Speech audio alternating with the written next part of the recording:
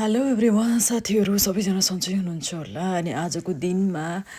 अनि के खाम भयो लन्चमा त्यसपछि छोला बनाउँछु भनेर छोला पकाउन लागेको थिएँ अनि यसमा चाहिँ मैले सबै प्रकारको गेडागुडीहरू मिसाएर होइन त्यसमा चाहिँ चना मटर अनि बिन्स अनि त्यसैमा आलु मिसाएर चाहिँ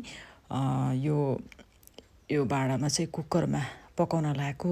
अनि मलाई चाहिँ कुकरमा एकदम सजिलो लाग्छ पकाउन सबै एकै ठाउँमा राख्यो होइन अनि सिटी लाग्यो एक दुई सिटी पाकिहाल्छ निकाल्यो खायो सबैभन्दा सजिलो छिटो पनि हुने होइन अनि पहिल्यैदेखि अब नेपालमा पनि यस्तै पकाएर खाइरहेको बानी हो अनि यता पनि अब छिटो के खान मन लाग्यो भने अब जस्तै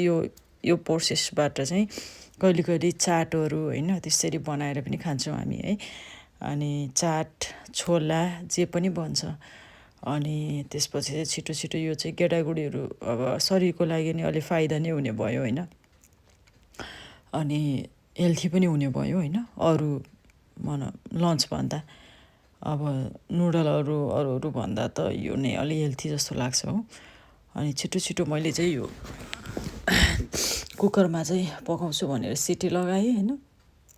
अनि त्यसपछि चाहिँ फाइनली यो रेडी भयो अब चाहिँ हामी खानालाई चाहिँ सर्भ गरेको thank you so much for watching